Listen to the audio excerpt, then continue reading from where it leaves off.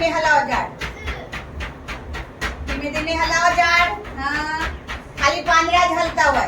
પછી આમ જોશથી પવન આવ્યો. હા હલાવો હલાવો. હા કેટલું જોશથી ઝાડ હલાવો. હા હા હા હા જોશથી ઝાડ હલાવો. હા આમ પછી ધીમે ધીમે ધીમે ધીમે હાથ ઊંચા રાખો. ધીમે ધીમે ધીમે ધીમે ધીમે ધીમે હાથ ઊંચા કરીને હલાવો.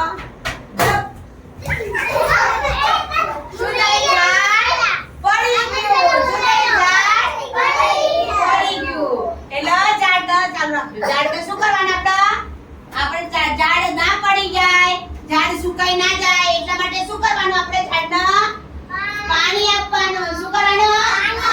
પાણી પીવડાવવાનું. બરોબર. પછી શું પીવડાવવાનું? આપણે શું નાખવાનું? ખાતર નાખવાનું. શું નાખવાનું? ખાતર નાખવાનું. તો ઝાડ આપણને શું આપે? ઓક્સિજન આપે. શું આપે? ઓક્સિજન.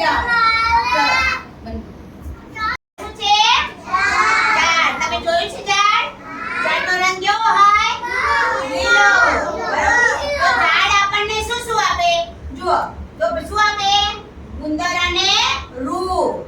શું આપે? આપણે ચોટાડીએ છે, ફોટો ચોટાડીએ, કોઈ પણ વસ્તુ ચોટાડીએ છે, એ ગુંદર ક્યાંથી મળે? ઝાડમાંથી મળે. ક્યાંથી મળે? પછી રૂ આપે. પછી જો કાગળ, પેન્સિલ, સ્ટેશનરી. આપણે પેન્સિલ હશે શામાંથી બને? ઝાડની ખાલમાંથી બને. બરોબર. આ ઝાડ બસ આપણે ઝાડની ખાલમાંથી બને. બરોબર.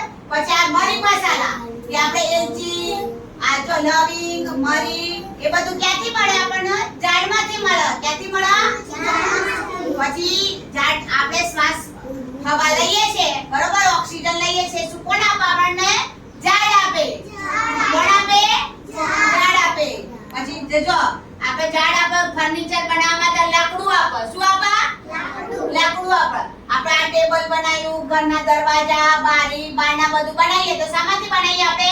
લાકડામાંથી. શાને બનાવીએ? તો લાકડું ક્યાંથી મળે આપણને? ઝાડમાંથી મળે. ક્યાંથી મળે?